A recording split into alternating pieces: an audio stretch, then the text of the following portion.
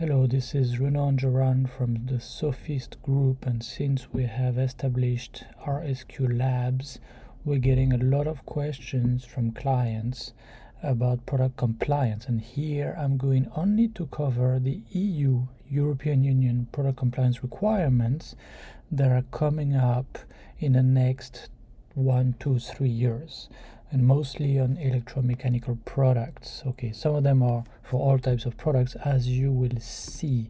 So this is me. I've been working mostly in quality reliability over the years, and of course compliance to safety and sustainability requirements is never far away. A quick disclaimer: we are not lawyers. Okay, we're going to talk about directives and regulations and so on, but we're not lawyers. This is really a summary for the busy importer. Okay, so it's mostly about consumer goods, but also about B2B products. You will see. Okay, there's a lot of new things coming up. Sustainability is going to be nearly as important as product safety, as you will see. Okay, so we're going to cover 7 new pieces of regulation. Obviously there's a number of others, but we're going to focus on the 7 pieces of legislation that we feel are very important. The first one is that the General Product Safety Directive has been replaced by the General Product Safety Regulation, and we're now in the transition period, but this will really be a must from next year. And this, by the way, applies to any company that puts products on the EU market, right? So if you are an Australian company, an American company, Canadian company, it will apply to you because you put products on the EU market. So this, just to get back to this, General Product Safety Regulation. So some products fall under the CE marking scheme, right? But then some others don't, and a lot of people think, oh, it doesn't apply to me, that's fine. However, no, there is this regulation anyway for all other products, and there's a few new things. So first, it requires a technical folder, a technical file, technical dossier, whatever you want to call it, right? Draw up technical documentation. By the way, when they say manufacturers in the EU, they mean the company whose name is on the product or the product packaging. So in many cases it's the importer or the brand owner. Okay, so they must put together a technical documentation based on an internal risk analysis, and all of this needs to be documented. Okay, and they got to have a internal process for product safety. Okay, so the approach, I just asked the supplier for a test report and I keep it in my emails. This is not gonna work. There's got to be more of a systematic way of collecting and organizing all this data. Okay, and it needs to be done in advance, not when the market surveillance authorities ask you for it. Okay, there's a accompanying PDF document with the links. Another one that's really big is the Eco-Design for Sustainable Product Regulation, and is still at the stage of a proposal by the EU Commission, and we don't know all the small details. However, one big thing that's very, very clear is that each product will have to have a passport, a digital passport, okay, and it will be as a link on the e-commerce websites. It will be as probably usually a QR code on products sold in stores, and this is really to give the consumers a lot of information. Okay, this really gives a lot of power to the consumers. So you see information about the product, environmental sustainability, you see durability, repairability, recycled content, availability of spare parts, and so on and so forth. Very important, and this is starting to come up in a number of other proposals for regulations and directives, as we'll see further in this presentation.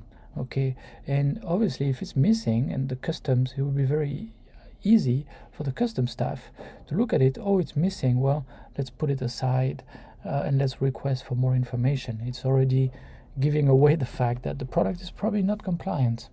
Okay, and certain industries will have very more specific types of requirements. Building materials, garments, especially fast fashion, but more generally fast anything like fast furniture and so on will be targeted. Electronics, yes. Electric vehicles, yes. Okay, and we wrote about that again in the accompanying PDF. You can click on it, you will see a lot of details. Now another one, for this one is an issue right now for big companies and for companies that sell to big companies, because big companies need to ask information to their suppliers. So it's not finalized. However, the information needs to be gathered in 2024 and everything needs to be in place by end of 2023, right? So big companies are working on it and are asking their suppliers. So typically, like large retailers, for example, have to work on this and are working on this already. I'm recording this in November of 2023. And you see corporate due diligence, duty, and it's very clear here. It's human rights and environmental impacts. It's very much about ESG, environmental, social, and governance topics. And this one is about giving more information, more power to shareholders and putting pressure on companies that do not track their ESG impact. Okay, mid-sized companies, a few more years, right? But it's starting with big companies. So anybody who sells to big companies, including big retailers, are going to have to do something about this. Another one that is going to impact pretty much everybody is packaging and packaging waste. So there is currently, I believe, is a directive, yes, but it's getting overhauled. Okay, it used to be, I believe, only for B2C products. Now it's also going to be for B2B products. So basically all products that have packaging. We don't know all the small details, but one of the main objectives is to force companies to use more recycled material when making the packaging.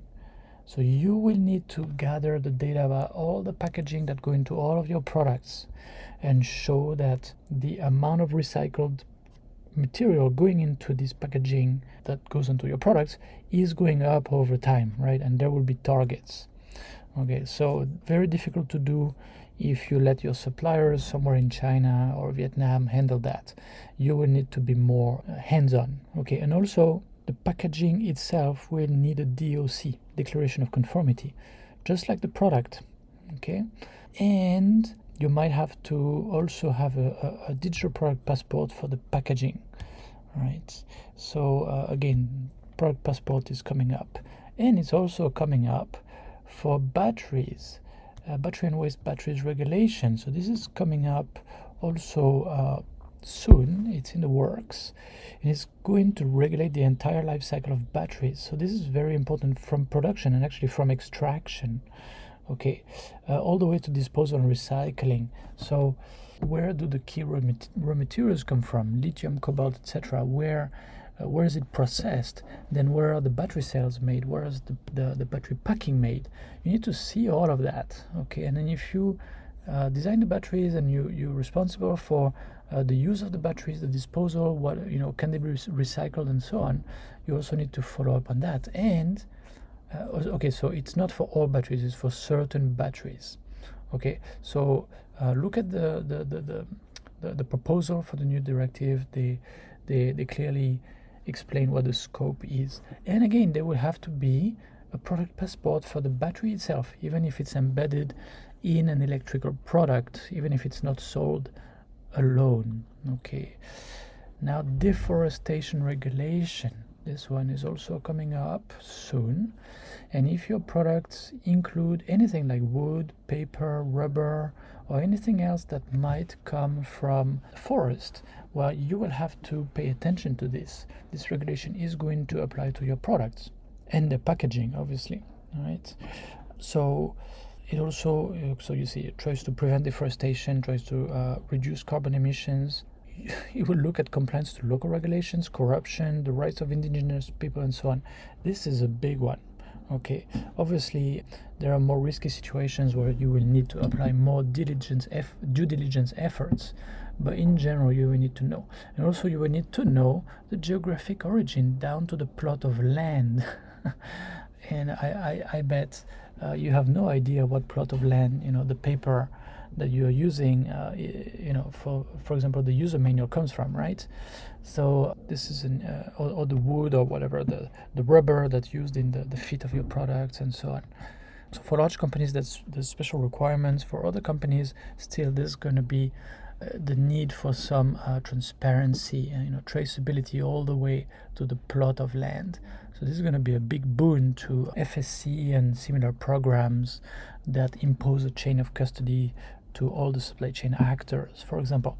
Without that, I don't know how you can comply to this. Seriously, it's going to be really hard, and you will need to probably pick new suppliers for some of the components that go into your product and product packaging. And finally, this one is not about how to comply to the requirements. It's not changing requirements.